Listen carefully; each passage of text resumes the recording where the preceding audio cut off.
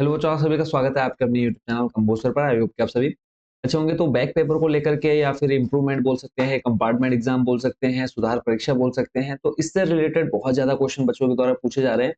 तो सभी का रिप्लाई देना थोड़ा सा पॉसिबल नहीं हो पा रहा है, तो इसलिए मैंने आप लोगों को बोला भी था जब हमने रिजल्ट चेक किया आप लोगों का लाइव, तो उसमें भी क्लियर मैंने कहा था कि बहुत जल्दी इस पर हम पूरी एक डिटेल वीडियो लेकर के आएंगे। आपके जितने भी क्वेश्चन रहेंगे उन सबको हम एक ही वीडियो में सारे डाउट्स आपके क्लियर करेंगे। ठीक है, तो पहले बैक पेपर इसमें देखो हम कौन-कौन से क्वेश्चन आपके जो डाउट रहने वाले हैं बैक पेपर से रिलेटेड, वो हम इसमें कौन-कौन से टॉपिक कवर करने वाले हैं। पहला कि बैक पेपर क्या है, कंपार्टमेंट एग्जाम क्या है, कौन दे सकता है, कौन नहीं दे सकता, ठीक है। फॉर्म कब से भरे जाएँगे, फिर उसके बाद नेक्स्ट है आपका पेपर कब होगा, ठीक है।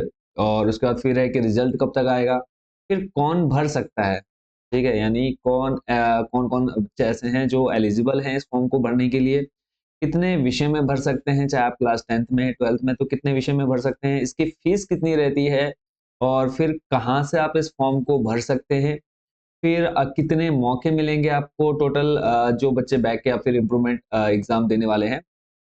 फिर रिजल्ट जब आ जाता है, ठीक है, अगर हम पास हो जाते हैं बैक पेपर में, तो रिजल्ट में क्या लिखा आएगा।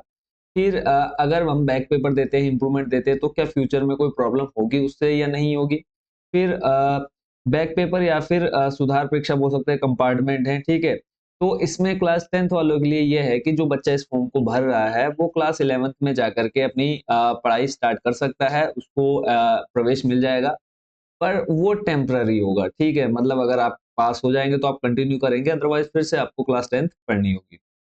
इसके अलावा नंबर ज़्यादा आने पर क्या मेरिट में हमारा नाम आएँगे? कई बच्चे होंगे जो इम्प्रूवमेंट यानी सुधार करना चाह रहे हैं कि अगर उसके मान लो किसी 2 नंबर, 4 नंबर, 5 नंबर से अगर उसकी मेरिट में नाम आने से रह गया है, तो अगर वो बच्चा बैक या फिर इम्प्रूवमेंट एग्ज़ाम देता है, तो क्या वो मेरिट में आ सकता है? तो ये सारे क्वेश्चन्स आप करेंगे। प्लस इसमें बैक पेपर में ग्रेस मार्क्स मिलते हैं या नहीं मिलते हैं? मिलते हैं तो कितने नंबर पर मिलते हैं? और फिर इसके अलावा ग्रेस किस कंडीशन में मिलती है? ठीक है, कितने नंबर होने पर ग्रेस मिलेगी, तो वो हम इसमें देखेंगे।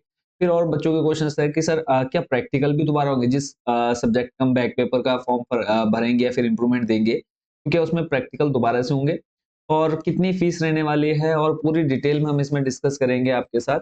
तो ये क्वेश्चन कवर करने वाले हैं। इसके अलावा अगर आपका कोई क्वेश्चन हो तो आप कमेंट बॉक्स में ज़रूर पूछ लीजिएगा, और अगर आपको कोई अर्जेंट हो, ठीक है, कि हाँ सर से बात ही करनी है फ़ोन वगैरह पर, तो वेबसाइट हमारी वेबसाइट कंबोसर.com के नाम से है। जिन बच्चों को नहीं पता, कंबोसर सर्च करेंगे गूगल में जाकर के, और आपको हेल्प का एक ऑप्शन मिल जाता है हमारी वेबसाइट में, तो आप वहाँ पर जाकर के डायरेक्ट हमसे कॉन्टैक्ट कर सकते हैं।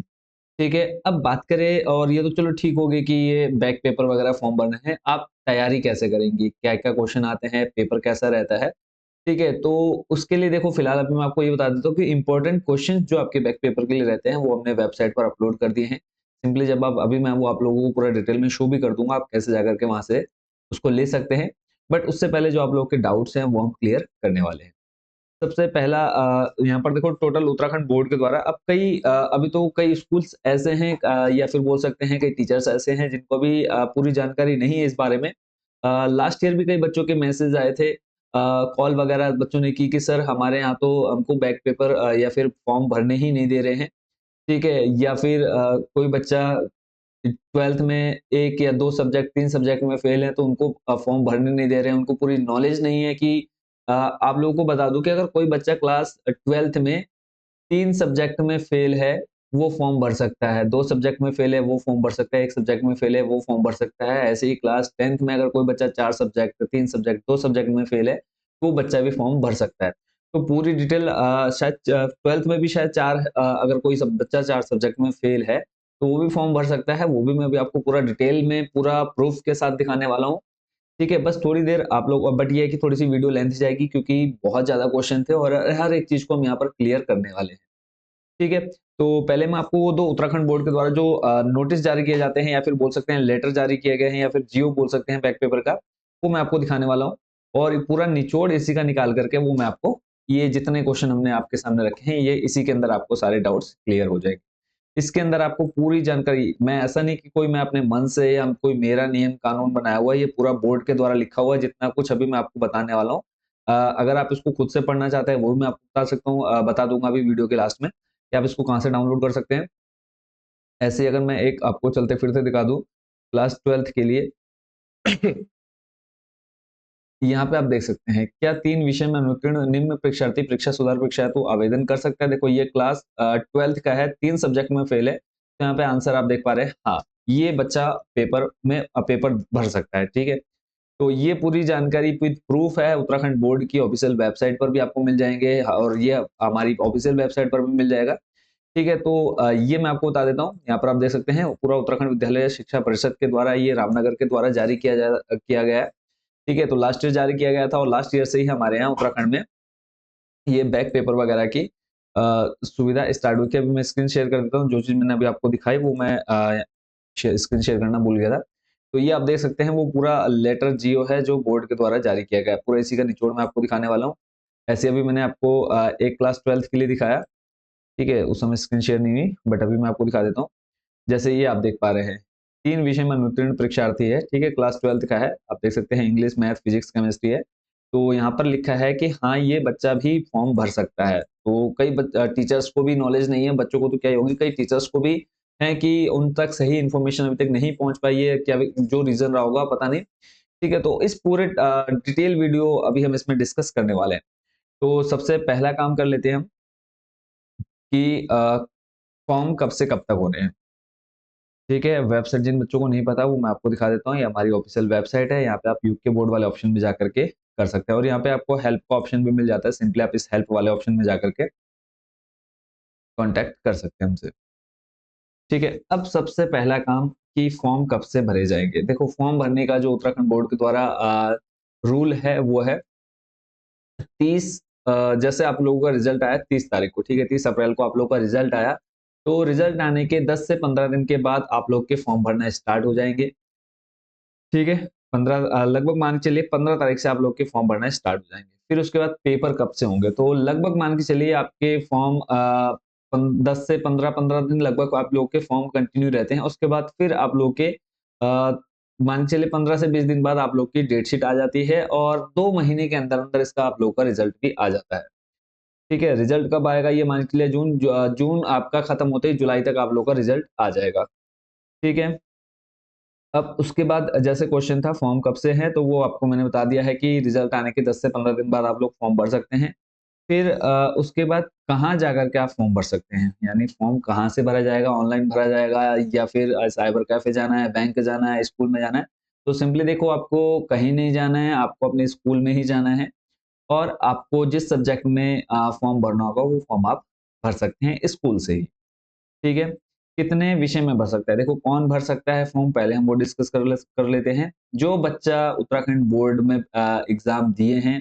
ठीक है, तो जिस बच्चे ने उत्तराखंड बोर्ड द्वारा जो आयोजित होती है परीक्षा, मुख्य परीक्षा, उसका एग्जाम दिया है, तो बच्चा इस फॉर्म को भरने के लिए एलिजिबल है। ठीक है, कितने विषय में भर सकते हैं। अब देखो, जो बैक पेपर आप देंगे या फिर इम्प्रूवमेंट का पेपर देंगे, देखो इम्प्रूवमेंट का मतलब पहले तो हम ये बात कर लेते हैं बैक या फिर इम्प्रूवमेंट में अंतर क्या है। बैक पेपर जो बच्चा फेल हो गया, क्लियर रिजल्ट में लिखा हुआ है फेल। ठीक है, ये हो गया बैक पेपर। या फिर इम्प्रूवमेंट हम किसको बोलते हैं, इम्प्रूवमेंट का मतलब हो गया कि जो नंबर मेरे आ रखे हैं, मान लो 80 नंबर का पेपर था, 80 में से मेरे 50 नंबर आ गया, बाकी सारे सब्जेक्ट में मेरे अच्छे नंबर हैं। या हो सकता है मेरे 80 में से 60 नंबर आ गए हैं। अब मैं चाहता हूँ, जरूरी नहीं है कि कोई बाउंडेशन नहीं है, आपके अगर 80 में से 78 भी आ रखे हैं, अगर आपको लगता है कि मेरे 80 में से 80 भी आ सकते हैं, वो बच्चा भी उस फॉर्म को भर सकता है। ठीक है, इंप्रूवमेंट का फॉर्म भर सकता है। तो इसमें अगर हम बात करें, देखो सिंपली क्राइटेरिया क्या है। अगर जो बच्चा, देखो बैक में तो मैंने आपको बता दिया कि फॉर्म भर सकते हैं जो फेल हुआ है। इंप्रूवमेंट में कोई भी बच्चा भर सकता है, जो बच्चा क्लियर पास है, चाहे उसके 40% है, 55 है, 60 है, 70, 80, 90, 95 जितने परसेंट है वो बच्चा फॉर्म भर सकता है। वीडियो थोड़ी सी लेंथी जाएगी, बट आप लोग के सारे डाउट्स एक ही वीडियो में क्लियर होने वाले हैं। ठीक है, तो अब बात करें कि क्लास 10th वाले और क्लास 12th वाले। देखो क्लास 10th वाले बच्चे जो हैं वो 2 सब्जेक्ट का बैक पेपर या फिर इंप्रूवमेंट दे सकते हैं। और जो बच्चा क्लास 10th में बैक या इंप्रूवमेंट दे रहा है, वो क्लास 11th में जाकर के बैठ सकता है, कोई भी स्कूल उसको मना नहीं करेगा। ठीक है, बट हाँ, ये आपका टेम्पररी एडमिशन रहेगा क्लास 11 में। अगर आप पास हो गए तो आप वहीं कंटिन्यू कर सकते हैं, और अगर आप फेल हो जाते हैं बैक या फिर बैक पेपर में, इम्प्रूवमेंट वालों को तो कोई प्रॉब्लम नहीं। इम्प्रूवमेंट का मतलब क्या है, वो अपना रिजल्ट सुधार कर रहे हैं, वो फेल नहीं है, पास है वो। ठीक है, तो उनको कोई प्रॉब्लम नहीं, बट जो फेल हैं और फॉर्म भर दिया उन लोगों ने, तो वो बच्चे क्लास 11th की तैयारी स्टार्ट कर सकते हैं स्कूल में जाकर के। अब क्लास 10th वाले 2 सब्जेक्ट में भर सकते हैं और क्लास 12th वाले 1 सब्जेक्ट में। अब इस यहाँ पर मैंने ऐसा नहीं कहा है कि कोई बच्चा 3 सब्जेक्ट या 2 सब्जेक्ट में फेल है तो वो नहीं भर सकता। भर सकते हैं, बिल्कुल भर सकते हैं, ठीक है? बट वो रूल्स पूरे पता होने चाहिए, नियम पता होने चाहिए कि किस कंडीशन में हम लोग वो फॉर्म भर सकते हैं। तो वहीं अगर देखें हम क्लास 10th की बात करें, तो क्लास 10th में अगर कोई बच्चा 4 विषय में फेल है, तो वो बच्चा भी इस फॉर्म को भर सकता है। और अगर कोई बच्चा क्लास 12th में है और वो 3 विषय में फेल है, वो बच्चा भी इस फॉर्म को भर सकता है। बस उसकी थोड़ी-सी कंडीशंस हैं। हाँ, बट पेपर जो देंगे क्लास 12th वाले 1 सब्जेक्ट का ही देंगे और क्लास 10th वाले 2 सब्जेक्ट का ही देंगे। भले ही 4 में फेल हैं, तो उसकी क्या कंडीशन है? आप लोगों को ग्रेस मार्क्स पता होंगे, ठीक है? या फिर इसको आप बोनस मार्क्स भी कई बच्चे बोल देते हैं। तो ग्रेस मार्क्स ही ज़्यादा सूटेबल रहता है इसके लिए। तो ग्रेस मार्क्स की भी कुछ कंडीशंस हैं कि आपको ग्रेस मार्क्स मिलेंगे कब और कब नहीं मिलेंगे, ठीक है? तो कई बच्चों के अभी आए थे कि सर मैं इस सब्जेक्ट में 8 नंबर से रह गया तो मुझे ग्रेस नहीं मिली, क्यों नहीं मिली? तो उसका रीज़न है, तो पूरी डिटेल्स आपको यहाँ पर जान लेनी है। ठीक है? तो आप लोगों का टाइम बिल्कुल वेस्ट नहीं करूँगा, हर एक टॉपिक को बहुत अच्छे से एक्सप्लेन करूँगा ताकि आप लोग बिल्कुल भी परेशान ना हो। आप स्कूल में जाएँ और आप खुद स्कूल वालों को बोले कि सर ये रूल ऐसा है तो मुझे फॉर्म भरने दीजिए। ठीक है? क्योंकि अभी कल ही एक बच्चे का मैसेज आया कि सर स्कूल वालों ने मेरा फॉर्म भरने से मना कर दिया। ठीक है? तो उनको मैंने ये लेटर वगैरह दिखाया, तो फिर उसने कहा ठीक है सर, मैं कल फिर से जाऊँगा। ठीक है? और आपके स्कूल में भी अगर कोई अभी जो मैं आपको रूल्स पूरा दिखाऊँगा, प्रैक्टिकली भी पूरा दिखाऊँगा इसमें, ठीक है? उसके बावजूद अगर आपके स्कूल वाले मना करते हैं, तो आप मुझसे ज़रूर कॉन्टैक्ट करिएगा। तो जैसे फीस कितनी रहेगी? चलो ये तो समझ में आ गया। अब वो पूरे कंडीशंस क्या है, अगर कोई बच्चा 3 विषय में फेल है, 4 में फेल है, तो क्या कंडीशन हो, वो भी हम ये आगे देख लेंगे। बट इसमें फीस कितनी रहेगी? ये सबसे ज़्यादा बड़ा क्वेश्चन रहता है कि फीस कितनी रहेगी इस बैक पेपर की या इम्प्रूवमेंट की। तो क्लास 10th वाले जो बच्चे हैं, पर सब्जेक्ट ₹200, ₹200 आपका फॉर्म भरने का प्लस ₹50 आपकी मार्कशीट का है, तो टोटल 250 आपको पे करने होते हैं, वो स्कूल में ही आपकी फीस जमा होगी।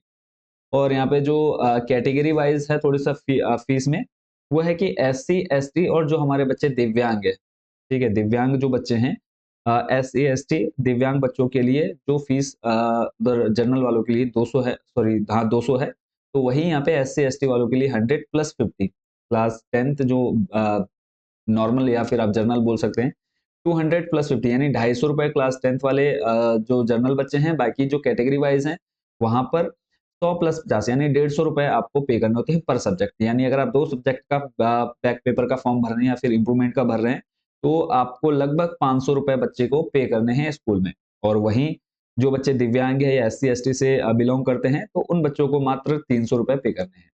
ठीक है? वहीं अगर हम बात करें क्लास 12th वाले बच्चों के लिए, तो क्लास 12th वाले बच्चे एक ही सब्जेक्ट का बैक या फिर इम्प्रूवमेंट का फॉर्म फिल कर सकते हैं, तो इनके लिए जो फीस है वो है 300 प्लस 50 यानी 350, 300 आपकी होगी फॉर्म फिल करने की, 50 आपकी मार्कशीट की, ठीक है? और वहीं अगर हम बात करें कैटेगरी की क्लास 12th वालों के लिए बच्चे जो हैं हमारे, तो इनके लिए रहेगा 150 प्लस 50 यानी 150 प्लस 50 ₹200।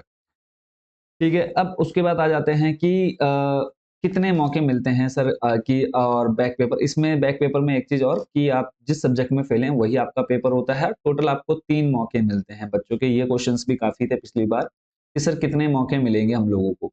तो टोटल देखो बैक या इम्प्रूवमेंट का तो एक ही मौका मिलेगा, इम्प्रूवमेंट का ऐसे नहीं कि बार-बार मौके मिलेंगे। अगर आपने अभी फॉर्म फिल कर दिया है, तो यही एक मौका मिलेगा, नेक्स्ट ईयर कोई मौका नहीं मिलेगा, सिर्फ इम्प्रूवमेंट वालों को, यानी जो पास हैं और अपना नंबर बढ़ाना चाहते हैं, उनको सिर्फ एक ही मौका मिलता है।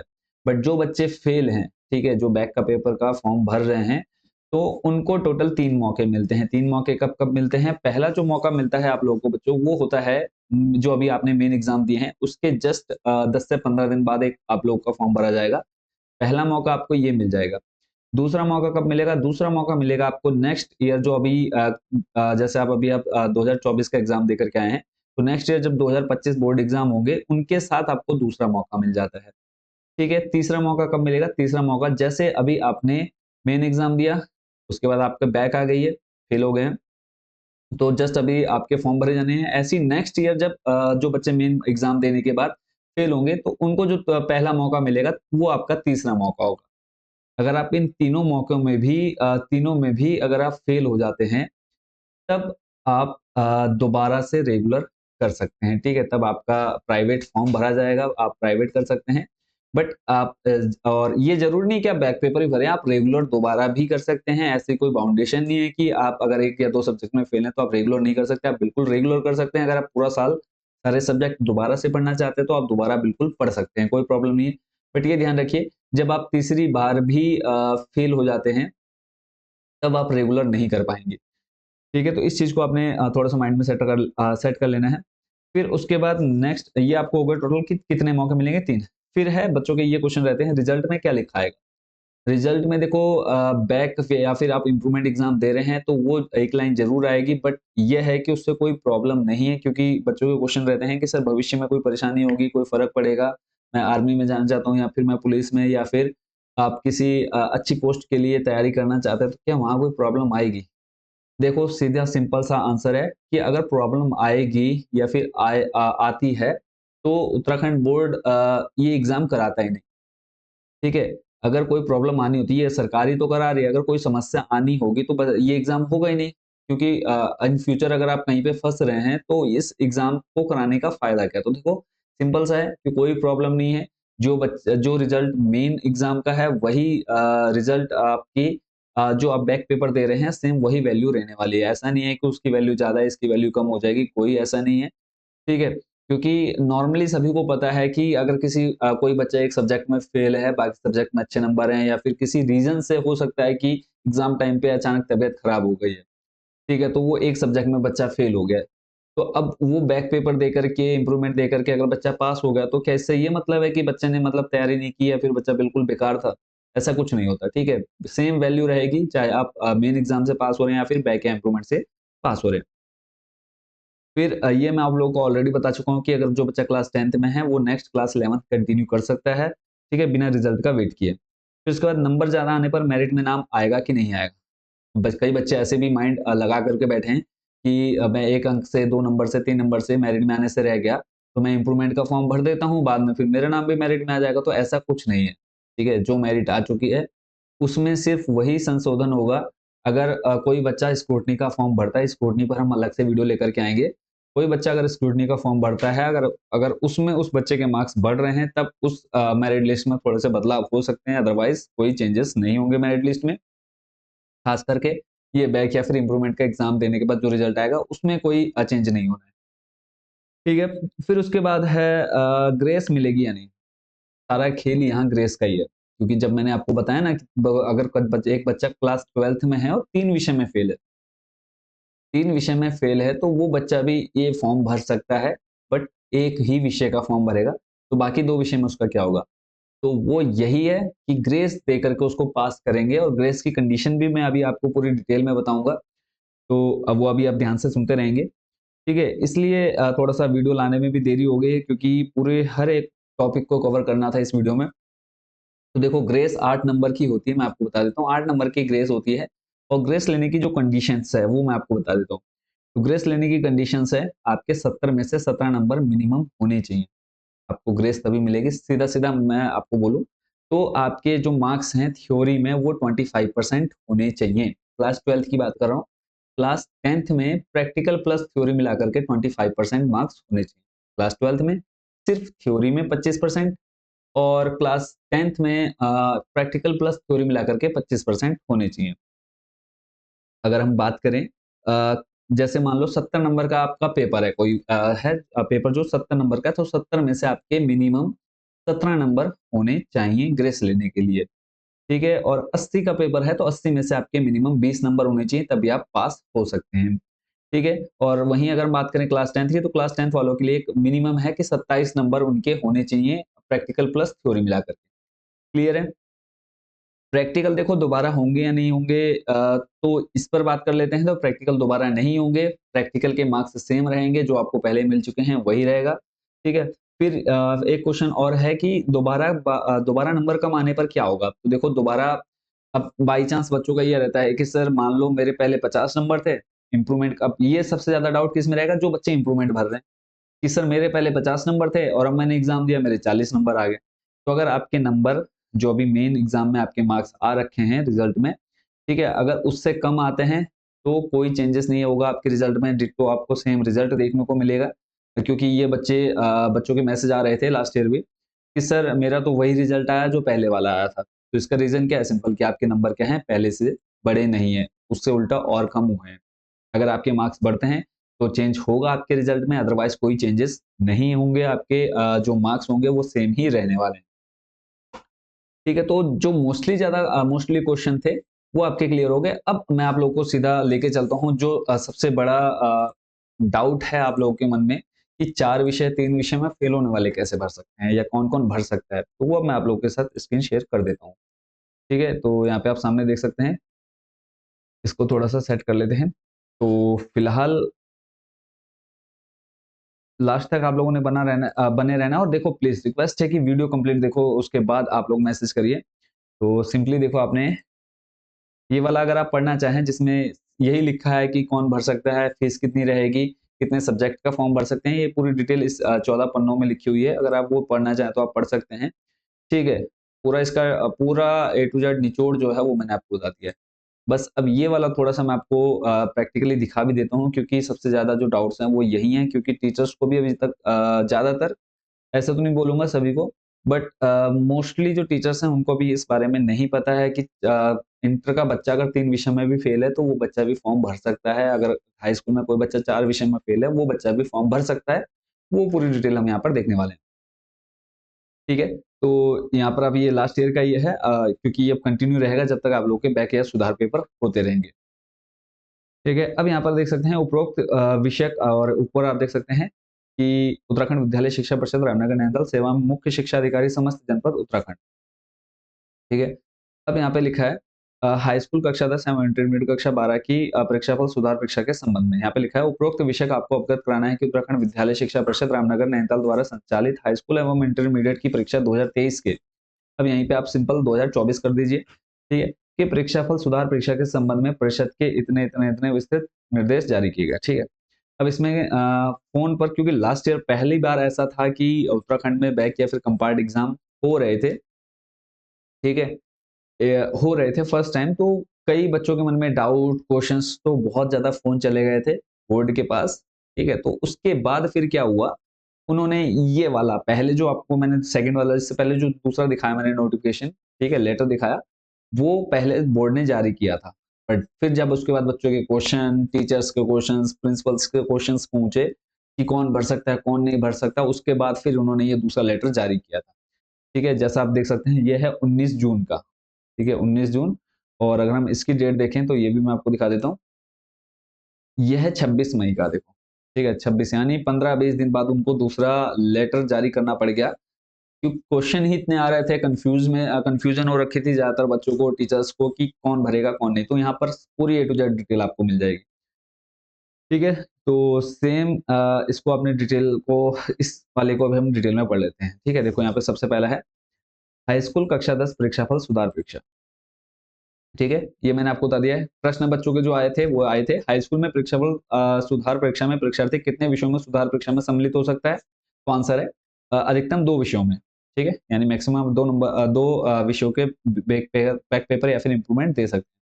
फिर है हाई स्कूल में परीक्षाफल सुधार परीक्षा में सम्मिलित होने वाले परीक्षार्थी को कृपांक यानी ग्रेस आपको मिलेगा या नहीं? यहाँ पे आप देख सकते हैं कि परीक्षार्थी को कृपांक दे है, यानी आपको ग्रेस मार्क्स बैक पेपर या फिर इम्प्रूवमेंट में भी मिलेंगे। ठीक है, इम्प्रूवमेंट में तो ज़रूरत वैसे है नहीं, बैक वालों को ही है, यानी जो बच्चा फेल है उसी को ही ग्रेस की ज़रूरत होती है, तो उनको बिल्कुल यहाँ पे क्लियर लिखा है कि बिल्कुल मिलेंगे।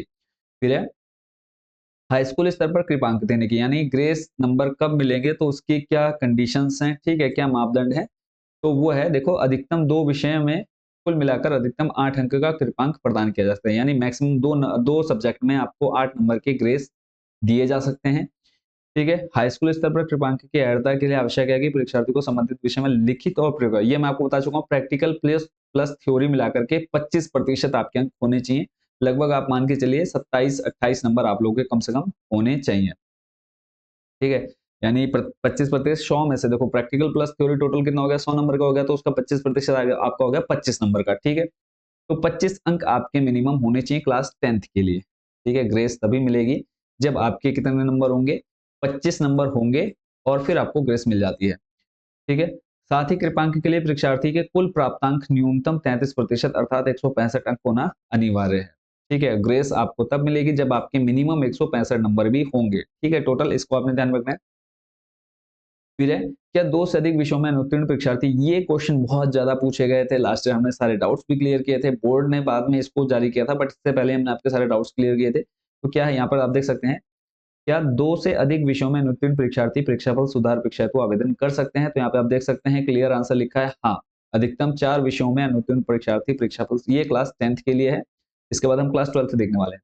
हाँ, अधिकतम 4 विषयों में अनुत्तीर्ण परीक्षार्थी परीक्षाफल सुधार परीक्षा हेतु आवेदन कर सकते हैं, बशर्ते हैं कि सुधार परीक्षा के उपरांत अन्य अनुत्तीर्ण विषयों में वे उत्तीर्णता मापदंड के अनुसार कृपांक यानी ग्रेस, 2 सब्जेक्ट का बैकअप फॉर्म भरेंगे और 2 में आपको ग्रेस मिलनी चाहिए, वो कंडीशन आप उसको उस चीज को आप सेटिस्फाई करनी चाहिए। तो देखो जहाँ पे यहाँ पर एग्जांपल दे रखा है, यहाँ पे ये बच्चा 4 विषय में फेल है, इंग्लिश में, मैथ में, साइंस में, सोशल साइंस में फेल है। ठीक है, 4 विषय में फेल है। अब यहाँ पे देखो 29 नंबर है, 31 है, 31 से 28 है, तो ये बच्चा अब किसी भी 2 विषय का बैक पेपर दे सकता है, इसके सामने कोई ऐसे नहीं है कंडीशंस कि हाँ इसी के 2 के देने हैं। ये बच्चा क्या करेगा, ये ऊपर के 2 में फॉर्म भर देगा, जब इसमें ऊपर के 2 में क्लियर पास हो जाएगा तो आपको पता है 8 नंबर की ग्रेस है, और ग्रेस लेने के लिए आपको कितने नंबर चाहिए, टोटल हमने ऊपर देखा 165 होने चाहिए। ठीक है, तो इन दोनों में अगर वो अच्छे नंबर ले आता है तो यहाँ पे उनको क्या, यहाँ पर 31 जहाँ है, यहाँ 2 नंबर की ग्रेस मिल जाएगी, और यहाँ पर उसको कितने की मिल जाएगी, 28 में अगर हम जोड़ दें 3 और 2 5 नंबर जोड़ देंगे, यानी 5 और 2 7 नंबर की यहाँ पर इसको ग्रेस मिल जाएगी, और ये बच्चा क्या हो जाएगा, क्लियर पास हो जाएगा। था ये 4 में फेल, बट कंडीशंस के अकॉर्डिंग जो शर्तें हैं उत्तीर्ण करने की, उसके अकॉर्डिंग ये बच्चा क्या है, बैक का फॉर्म भर सकता है, बट स्कूलों में अभी इसकी जानकारी नहीं है, जिस वजह से बच्चा क्या है, अगर यहाँ सिर्फ 2 विषय में फेल लिखा हो तो वही बच्चा सिर्फ उसी का फॉर्म भराया जा रहा है। तो आप लोग भी जरूर इसको शेयर करेंगे। ठीक है, आप लोग दिखाइए अपनी टीचर्स को, अगर आपके टीचर्स मना करते हैं कि नहीं आप नहीं भर सकते, तो अगर आप इस कंडीशंस के अकॉर्डिंग है तो आपने ध्यान रखना है। ठीक है, तो यहाँ पे आप देख सकते हैं कि हाँ, उक्त परीक्षार्थी परीक्षाफल सुधार परीक्षा में आवेदन करने हेतु अहर है। ठीक है, कि बिल्कुल भर सकता है। फिर है कि इस प्रकरण में परीक्षार्थी 4 विषयों में अनुत्तीर्ण है, ये वही चीज बोल रखी है, 4 विषयों में अनुत्तीर्ण है, इन सभी 4 विषयों में परीक्षार्थी को 25% से अधिकतम अंक प्राप्त हुए हैं, अधिक अंक प्राप्त हुए हैं, देखो 25 से ज्यादा है नंबर सभी में, जिन 4 में फेल हुआ है।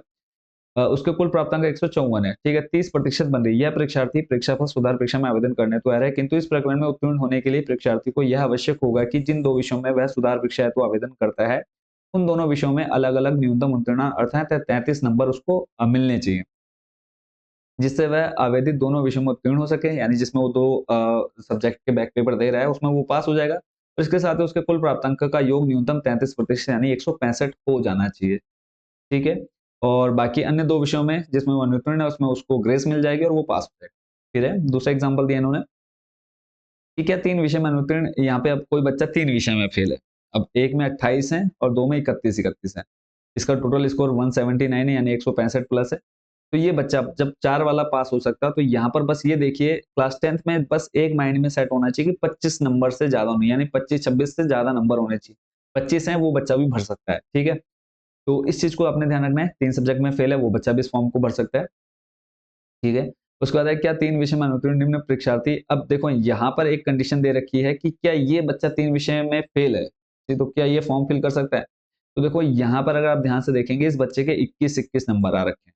ठीक है, बट पास होने के लिए, यानी फॉर्म मान लो यहाँ पे अगर इस बच्चे के क्या होते हैं, क्या हुआ, इस बच्चे ने क्या किया, ये 2 सब्जेक्ट इसने चूज कर लिया 21-21 नंबर वाले, कि मैं ये 2 सब्जेक्ट का बैक पेपर दे दूंगा, मुझे ये दूसरे तीसरे वाले जो सब्जेक्ट है जिसमें 24 नंबर है उसमें मुझे ग्रेस मिल जाएगी। ठीक है, बच्चों का माइंड इतना तेज होता है कि बच्चे तो को ये पता है कि सर कि 8 नंबर की ग्रेस है, 24 में अगर 6 जोड़ूंगा कितना हो जाएगा, मान लो हो गया आपका 30 और 2 32। ठीक है, इधर ग्रेस मिल जाएगी क्या, तो ग्रेस यहाँ नहीं मिलती है। ठीक है, अगर आपके यहाँ 25 नंबर होते, यहाँ अगर आपके 25 नंबर हैं तब आप इन दोनों का फॉर्म भर सकते थे और इसमें आपको ग्रेस मिल जाती है, अगर 25 नंबर होते तो आप तब पास हो जाते। तो इस चीज को आपने ध्यान में रखना है, ये ज्यादातर क्वेश्चन आ रखे हैं। ठीक है, उसके बाद नेक्स्ट देख लेते हैं कि परीक्षार्थी द्वारा परीक्षाफल सुधार परीक्षा के प्रथम अवसर में जिस विषयों का चयन किया है, क्या सुधार परीक्षा का तृतीय। अब हाँ, एक चीज ये भी है कि एक बच्चे ने सोचा, जैसे यही मान लिया हमने ऊपर कि यहाँ इस बच्चे ने, जैसे ये 4 विषय में फेल है, ठीक है, 4 विषय में फेल है, बट ये फॉर्म भर सकता है। तो इसने क्या किया, इसने अभी जो पहला मौका मिला है, इसने इस पहले मौके में चूज कर लिया कि ये इंग्लिश और मैथ का पेपर दे देगा, ठीक है। तो अब क्या देखा इसने कि नेक्स्ट अभी जब रिजल्ट आया बैक का, उसमें देखा कि अरे इसमें तो मैं पास नहीं हुआ, तो अब क्या करेगा ये, नेक्स्ट ईयर जब मेन एग्जाम के दोबारा इसको दूसरा मौका मिलेगा, तो दूसरे मौके में ये सोचेगा कि मैं ये नीचे के 2 के भर देता हूँ, ये थोड़े से ईजी हैं, ऊपर वाले थोड़े हार्ड थे। तो जो अभी आप बैक पेपर में फॉर्म फिल करेंगे, जिस बैक पेपर जिस सब्जेक्ट का, तो वही सेम आपके सेकंड में भी होने चाहिए, थर्ड में भी होने चाहिए, अगर आप पहली बार में पास नहीं हो रहे हैं, ठीक है। नेक्स्ट चलते हैं, इसके बाद क्लास 12th का है। ये हो गया कि चेंज कर सकते हैं, तो नहीं कर सकते चेंज। फिर है, यदि परीक्षार्थी को परीक्षाफल सुधार परीक्षा में पूर्व में मुख्य परीक्षा में प्राप्त अंकों से कम अंक प्राप्त होते हैं, तो परीक्षाफल पर क्या प्रभाव पड़ेगा। कोई चेंजेस नहीं आएंगे, वो मैं आपको बता चुका हूँ। फिर है, यदि कोई परीक्षार्थी परीक्षाफल सुधार परीक्षा में आवेदन करता है, परंतु किसी कारणवश परीक्षा में सम्मिलित नहीं हो पाता, तो उसे कोई उस परीक्षार्थी के परीक्षाफल पर कोई प्रभाव पड़ेगा। कोई प्रभाव नहीं पड़ेगा। आपने फॉर्म भर दिया है, आप एग्जाम देने नहीं गए, तो जो आपका पहले वाला रिजल्ट था वही सेम रिजल्ट रहने वाला है।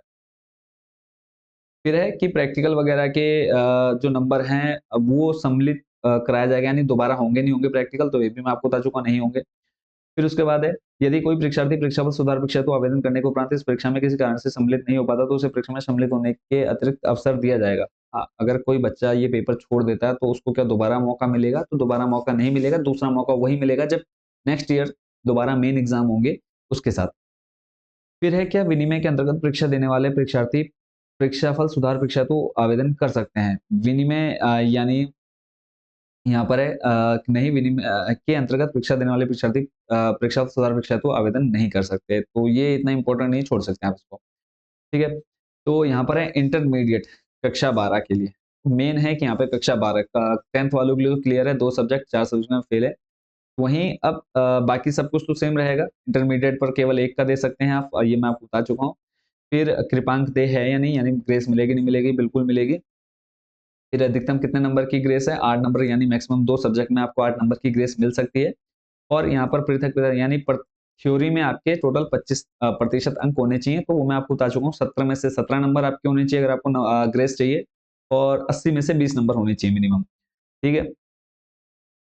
और उसके बाद नेक्स्ट है, साथ ही कृपांक के लिए परीक्षार्थी के कुल प्राप्तांक टोटल जो है 165 होने चाहिए, इस चीज को आपने ध्यान में रखना है।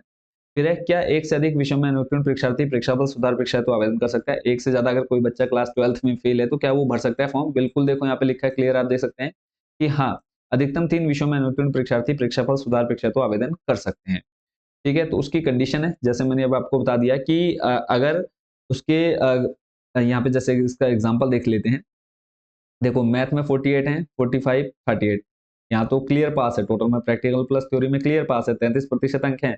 बट यहाँ मेन हमको इधर नहीं, मेन हमको यहाँ देखना है, जहाँ पर इधर देखें, इंग्लिश में इस बच्चे के हैं 30 नंबर, मैथ में है 22, और फिजिक्स में है 20, ठीक है। सॉरी, इंग्लिश में तो क्लियर पास हो गया, प्रैक्टिकल सॉरी इसमें तो ये क्लियर पास है, ठीक है।